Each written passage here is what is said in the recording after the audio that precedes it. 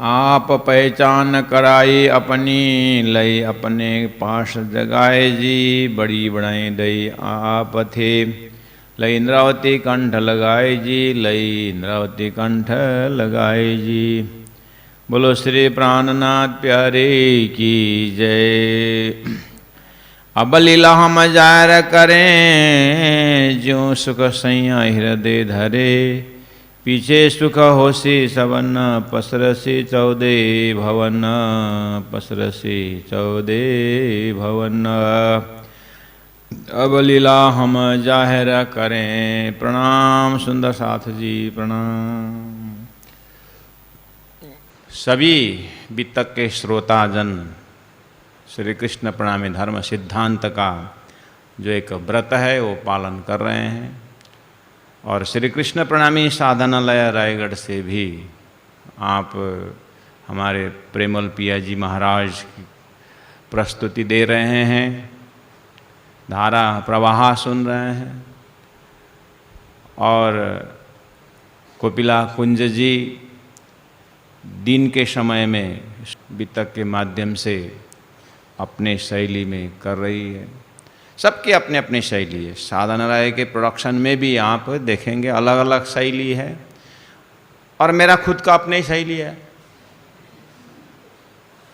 मेरी जो शैली है टीचिंग शैली है। अब आइए, जैसे अब शब्द धनी ने क्यों प्रयोग किया। Now I am going to explain Leela. धनी कहते हैं कि मैं अब लीला जाहिर करने जा रहा हूं। ये मैं कहने वाला कौन है। अब लीला हम जाहिर कर। हम कौन है। सदगुरु महाराज हम।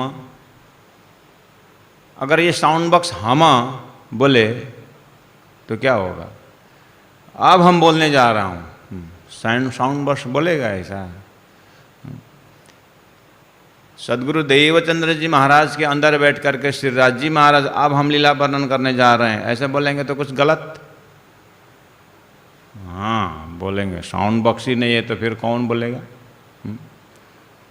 साउंड बॉक्स ही नहीं है तो कौन बोलेगा।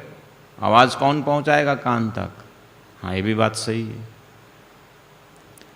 अग्नि है इसलिए भात बन गई। अग्नि इसलिए भात बन गया, रोटी बन गई। हाँ है अग्नि। अच्छा सीधा चावल को सीधा पानी में अग्नि में डाल दो तो क्या हो जाएगा। भात बनेगा नहीं। बर्तन में रखना चाहिए। हाँ ये भी बात सही है। बर्तन में रखोगे तो ठीक है, अग्नि जलाओ और बर्तन में चावल डाल दो। नहीं पानी चाहिए। हाँ पानी से भात बनता है। ठीक है टंकी में चावल डाल दो। एक घड़ा ले आओ और पानी में डाल दो चावल। नहीं वो तो नहीं होगा। तो फिर तो अग्नि भी चाहिए, बर्तन भी चाहिए, पानी भी चाहिए। अग्नि है, बर्तन है, पानी है, बनेगा भात। चावल कहाँ से डालो। चावल चाहिए कि नहीं चाहिए। कितने एक दूसरे के पूरक है भात बनने के लिए। भात बन गया, खाने वाले नहीं है तो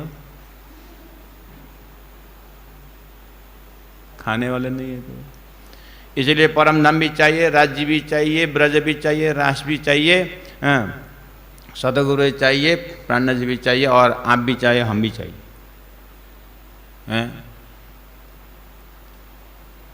इसीलिए ये सूर्य किरण और प्रकाश है। अंधेरा ना हो तो क्या जरूरत है। अंधेरा भी चाहिए। खाली ज्ञानी ज्ञानी संसार में है तो फिर क्या वैल्यू है। मूर्ख भी चाहिए। कोई सामने वाला मूर्ख है तो ये ज्ञानी है करके मूल्यांकन करोगे। अंधेरा हो तो सूर्य का प्रकाश का कीमत होएगा। भाई everything pair of opposite is completeness. पूर्णता तब आएगा जब दोनों तरफ से। इसलिए अब लीला हमें जाहिर करें। श्रीराज जी महाराज के हृदय में भी फिट। श्रीराज जी के हृदय में अब मैं सुंदर अब मैं मेरी आत्माओं को लीला जाहिर करूँगा।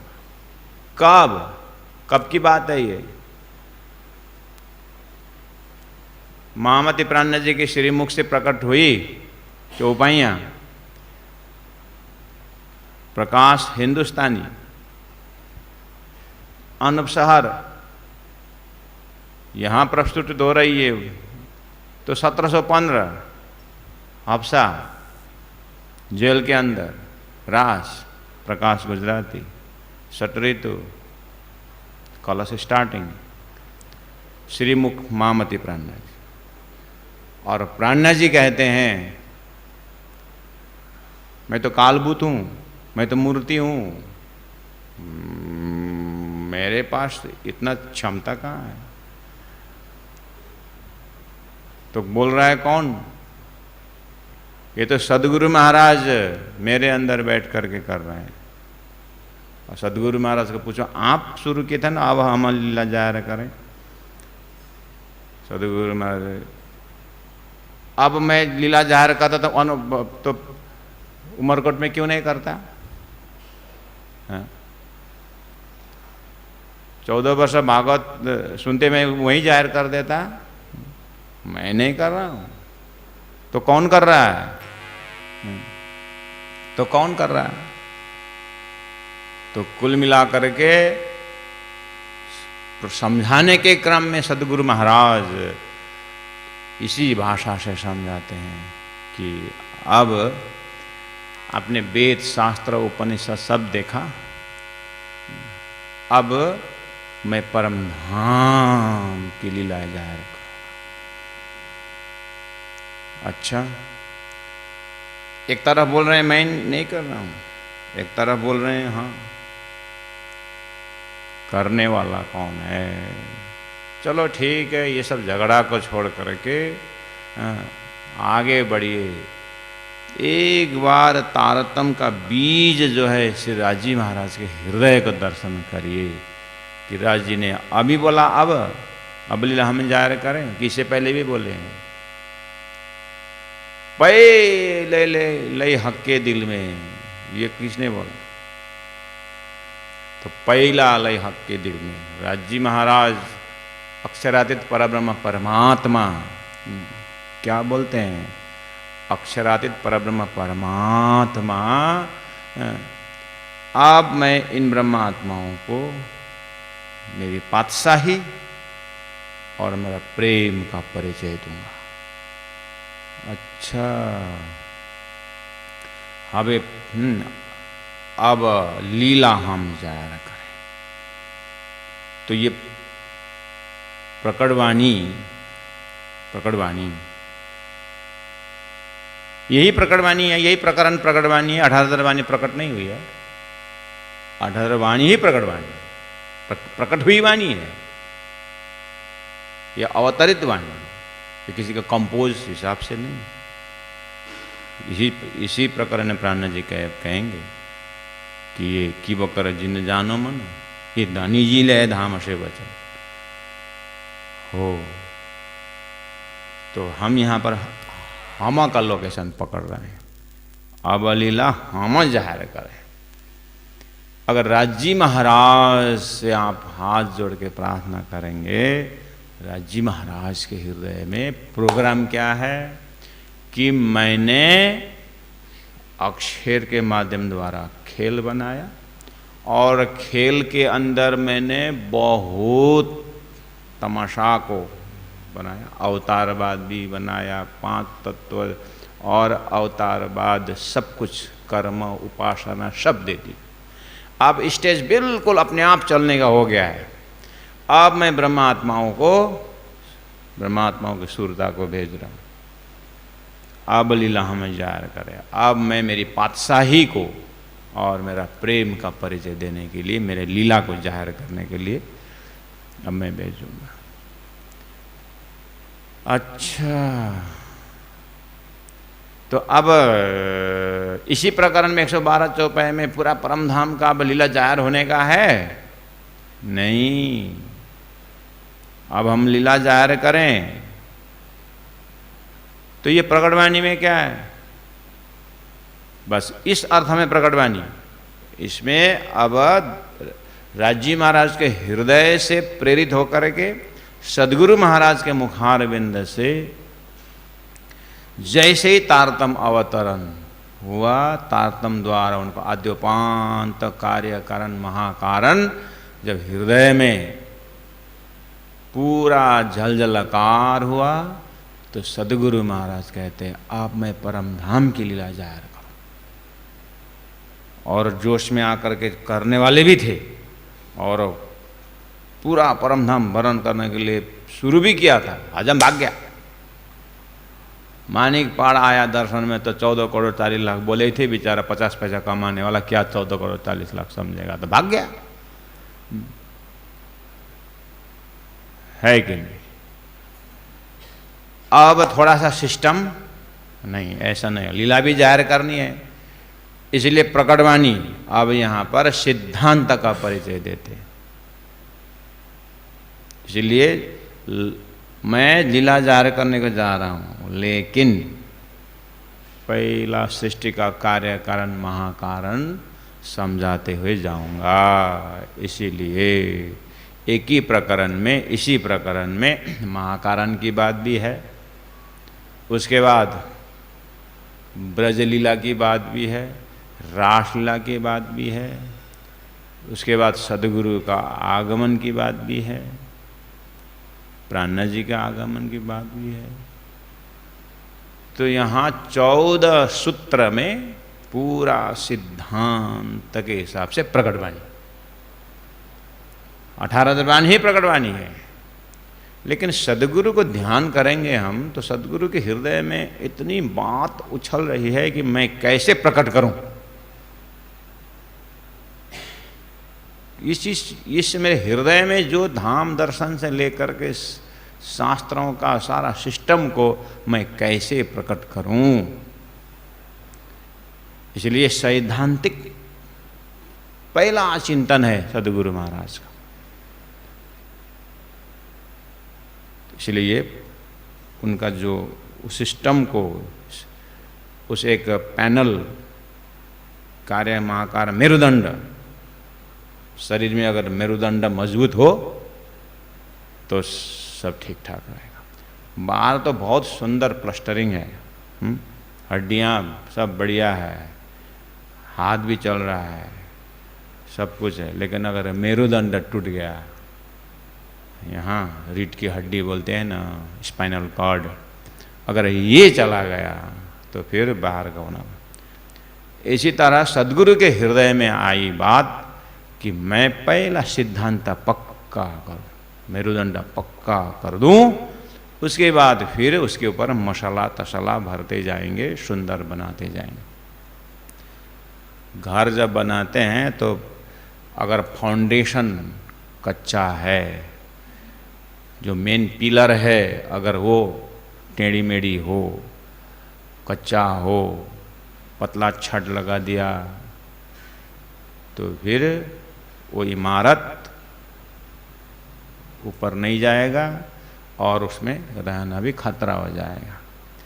ऐसे ही हमारे जीवन के आध्यात्मिक में, अध्यात्म अगर कमजोर हो, भौतिकता तो बहुत बढ़ गया, लोकप्रियता बहुत मिल गया हो, लेकिन अगर अध्यात्म का टच नहीं है, life without love towards the Lord is a dry life, वो सूखा जीवन होता है। इस परमात्मा के अध्यात्म के साथ जिसको लगाव हो, अध्यात्म जिसको झुकाव हो, उसकी मेरुदंड पक्की होती है। जीवन के हर समस्याओं के समाधान उस अध्यात्म प्रेमी के पास होता है। और उसमें भी तारतमीय मेरुदंड जो है, तारतमीय अध्यात्म जो है, वो तो और उनमें सुगंध होता है। इसीलिए ये प्रकटवाणी है जिसमें तारतमीय सिद्धांत को, संपूर्ण धर्मशास्त्रों को देखने के नजरिया और सबका सार सदगुरु महाराज के 40 साल के अध्ययन मनन निधिध्यासन और पूर्ण साधना और ऊपर से दिव्य परम धाम से राजी महाराज के आशीर्वाद से ये पूरा छनौट करके अब प्रकट होने जा रहा है। सदगुरु महाराज अपनी प्रस्तुति रखने जा रहे हैं। इस हिसाब से सदगुरु के हृदय में अगर ध्यान से देखेंगे तो अब लीला हम जाहिर करें। मैं अब दिव्य परम धाम की बातें, वो महाकारण की, वो गैब की बातें, वो छिपी हुई बातें, वो मैं अब जाहिर करने जा रहा हूँ। अभी अभी मैंने कहा था कि भात बन गया, बोलेंगे तो अग्नि से बने, अग्नि से बना या बर्तन से बना या पानी से बना, और सब बन गया तो खाने वाला नहीं है तो बनाने का क्या महत्व हुआ हो। मैं जाहिर करने तो जा रहा हूं सिद्धांत, लेकिन सामने में, क्योंकि सदगुरु के हृदय में पूरा अनुभव है कि संसार में एक स्वप्निक जीव है, संसारी सपना है, नाटक है। तो यहां दृष्टा भी है, दृश्य भी है। अब दृष्टा दृश्य की बात करें तो शास्त्रों में इतना वर्णन है, आपके हमारे शरीर में ही है दृष्टा दृश्य। आप जो लिख रहे हो डट पेन, आप जो देख रहे हो टेबल चेयर, ये दृश्य है। और आपकी आंख देख रही है तो आंख दृष्टा है, ये भी दृष्टा दृश्य है। जितने भी हम संसार के सामग्रियां जो भी देखते हैं वो दृश्य है और हमारी आंख दृष्टा है।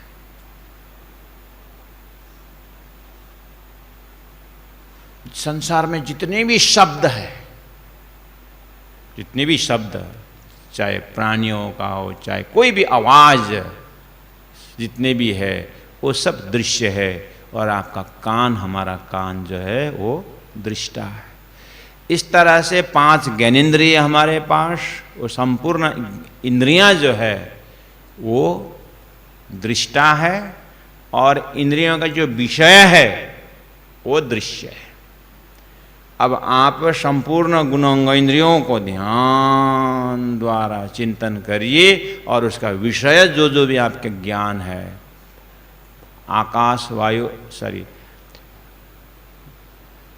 श्रवण, त्वचा, नेत्र, रसना, नासिका और वाक्, पानी, पाद, उपस्थ, पायो, ये जब आप 10 इंद्रियां जब देखोगे तो ये आपके अंदर अनुभव है। आप ध्यान में बैठो, शरीर बैठा हुआ है, उसके बाद आपने पैर को फोल्ड किया और हाथ को घुटन के ऊपर रखा, और जो भी मुद्राएं हैं वो आपने शरीर को स्थिर, कमर सीधी, गर्दन सीधा, आंख बंद, जो बोल रहे हैं, शरीर को तटस्थ रखो। उसके बाद आप अपने विचार को चिंतन करने लगोगे तो आपको आपका कान में आवाज़ सुनाई दे रहा है, और आँख तो बंद कर दिया लेकिन सारा दृश्य आँख के पर्दा में घूम रहा है।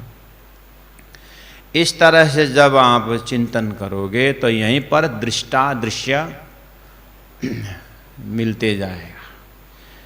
अब जैसे ही आप पूरा ज्ञान से आप वापस आ गए अपने में, और आँख को, आपको प्रैक्टिकल बात है, अगर आपके साथ, आपके आँख के साथ अगर मन स्पर्श नहीं है, मन अलग है, आँख अलग होकर बैठा, तो वो सामने वही चीज़ भी आपको दिखाई नहीं देता है। कान है, आवाज़ भी है, लेकिन अगर कान के साथ मन न हो तो फिर इतने बड़े यहाँ पर साउंड बॉक्स भी लगा दो तो सुनाई नहीं देता है। तो इसका मतलब है मन इंद्रियों के साथ है। अगर मन इंद्रियों के साथ है तो विषय ध्यान में आता है। तो अभी अभी विषय जो था वो, उसको हमने दृष्टा बनाए, दृश्य बनाए थे, और इंद्रियों को दृष्टा बनाए थे। अब जैसे मन में पहुंचोगे तो मन क्या बनेगा? मन दृष्टा बनेगा और इंद्रिय दृश्य बनेगा। इसी को बोलते हैं बैक टू पेविलियन। सब बोलते हैं ना परम धाम चले, परम धाम गमन, परम धाम जाना है, परम धाम जाना है। परम धाम कहाँ जाओगे भाई? परम धाम जाने का तैयारी तो करो। ये तैयारी है संसार से, संसार को समेट करके हम अपने में आ गए तो ये शरीर, जो शरीर के अंदर जो मन बैठा हुआ है, तो बस मन दृष्टा, मन देख रहा है कि मेरी आँख से मैं बाहर देख रहा हूँ। मन सुन रहा है, लेकिन वो कान के माध्यम से मन सुन रहा है। मन को हटा दो, कान नहीं सुनता है। मन को डिस्कनेक्ट कर दे, एमसीबी गिर जाएगा तो बिजली डिस्कनेक्ट हो जाता है। मन को हटा दो, कुछ नहीं दिखता है। मन तभी देखेगा जब बुद्धि निर्णय देगी कि तुमको देखना चाहिए, तुमको करना चाहिए, तो मन सक्रिय बन जाता है। अब मन से बुद्धि को हटा दो तो मन भी कुछ काम नहीं करेगा। अब यहाँ जैसे बुद्धि आपके दिमाग में आ गई, बुद्धि का जो बुद्धि शब्द जब आ गया, तो वो बुद्धि जो है दृश्य बन जाता है और मन दृष्टा बन जाता है। इस तरह से शास्त्रों में इतनी सुंदर व्याख्या है, और उनके शब्दों के साथ साथ आप जाओगे तो बहुत आनंद आता है। वही तो आप साधना कर रहे हो यहाँ पर।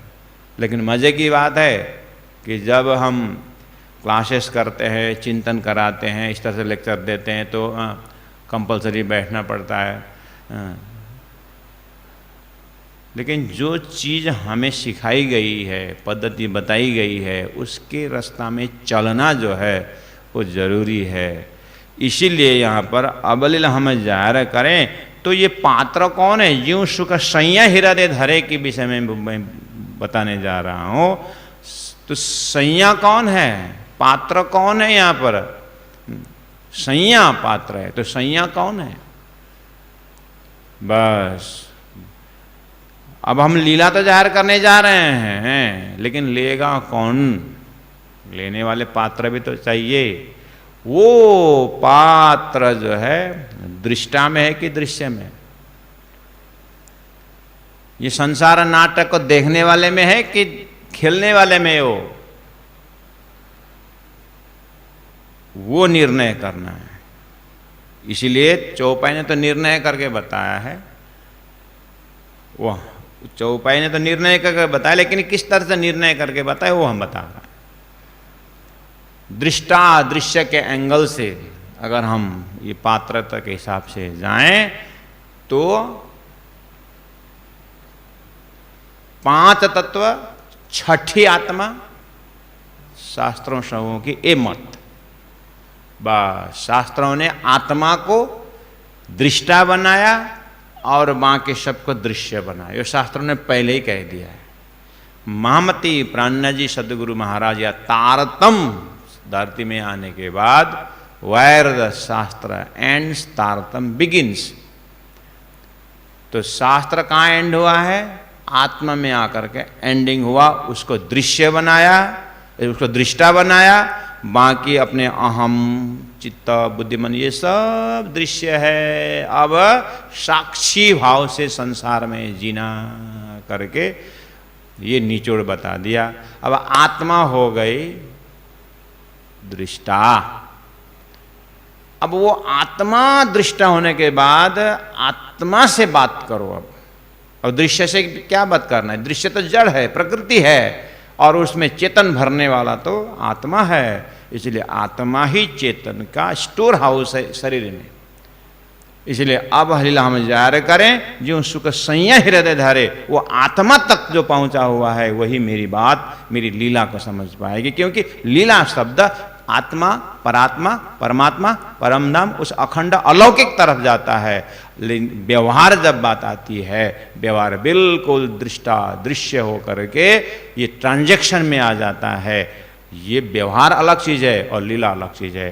तो जैसे ही धरती बनी और सृष्टि बनाई गई, उसके बाद यहाँ पाप पुण्य सारी बातें, कर्म, कर्म का फल, और कर्म में भी संचित कर्म और कर्म कंसेप्ट, कलेक्टिव एक्शन, ये संपूर्ण कर्म कंसेप्ट वगैरह सब शास्त्रों में देने के बाद अब कहा कि जब आत्मा तत्व में जब पहुँचेगा तो वहाँ पर दृष्टा, वो साक्षी भाव, वहाँ से तारतम्य शुरू होने जा रहा है। सद्गुरु महाराज को बहुत चिंता है कि मैं परम धाम की लीला की बातें तो कहूँ, लेकिन श्रवण कर इसको समझेगा कौन? ये तो सैया ही समझेंगे।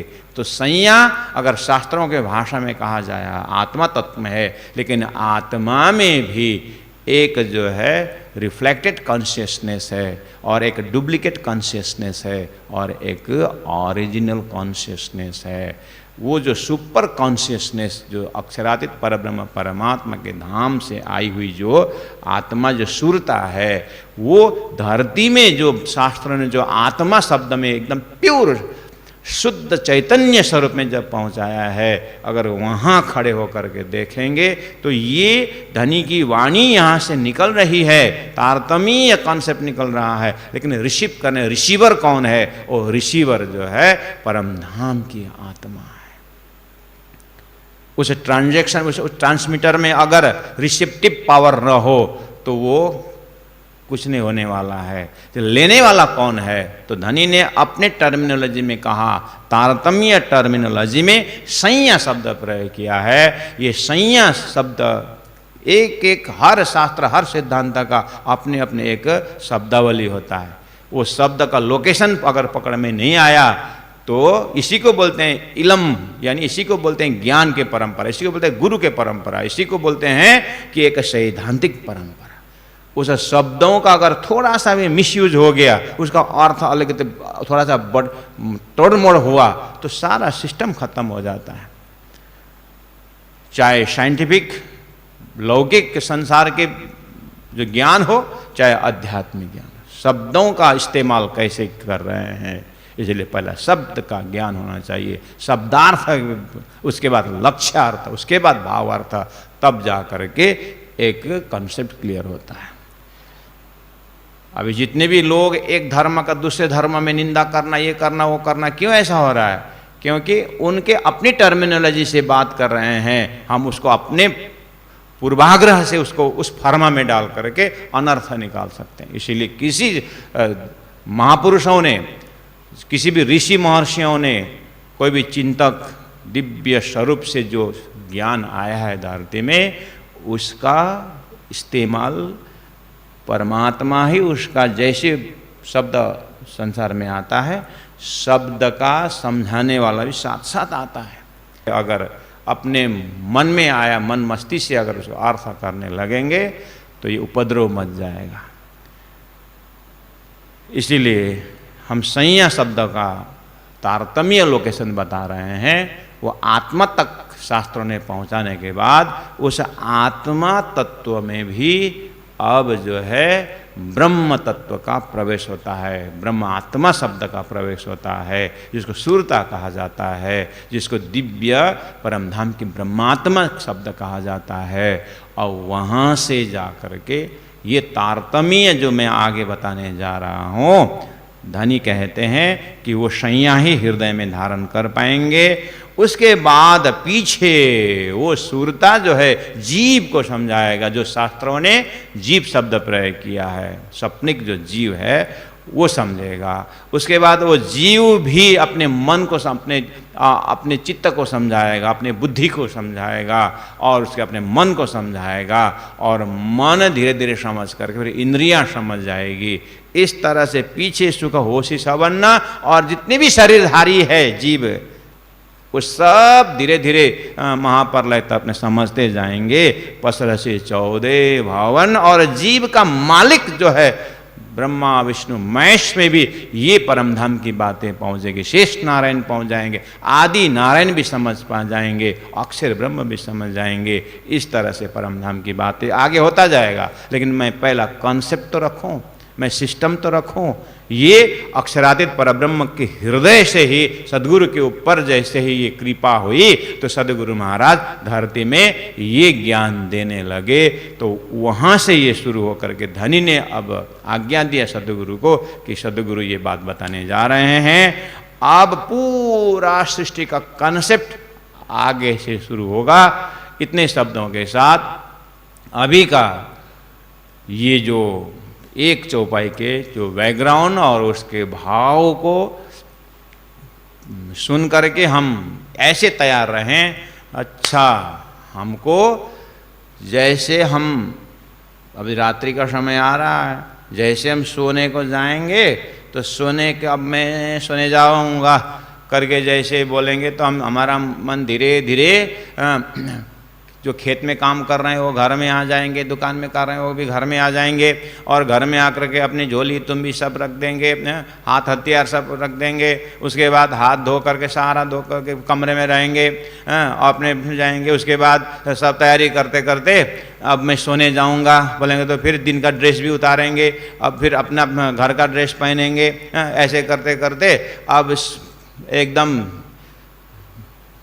बिस्तरा में लेट नहीं है तो फिर तो धीरे धीरे परमात्मा ऐसा सिस्टम बना दिया है कि हम अपने गुनाह इंद्रियों को छोड़ देंगे, अपने मन को भी छोड़ देंगे, अपनी बुद्धि की भी छोड़ देंगे, सब छोड़ छाड़ के अब हम चले जाएंगे। ऐसे कल जैसे आप इस कार्यक्रम में आएंगे, इस प्रवचन में आएंगे तो ऐसे ही अब लीला हम करने जा रहे हैं। धनी बोल रहे हैं कि अब बिल्कुल शुद्ध पवित्र आत्मा के भाव से रहेंगे, और ये जितने भी आवरण है, जितने भी कवरिंग है, स्त्री भाव, पुरुष भाव, लिंग भेद, जाति भेद, वर्णाश्रम भेद, ये सब को जैसे सोते समय सब छोड़ के जाएंगे, ऐसे बिल्कुल पवित्र शुद्ध आत्मा भाव से हम खड़े रहेंगे तो ये प्रकटवाणी के भाव भी समझ में आएगा। बोलो श्री प्राणनाथ प्यारे की जय, सदगुरु महाराज की जय।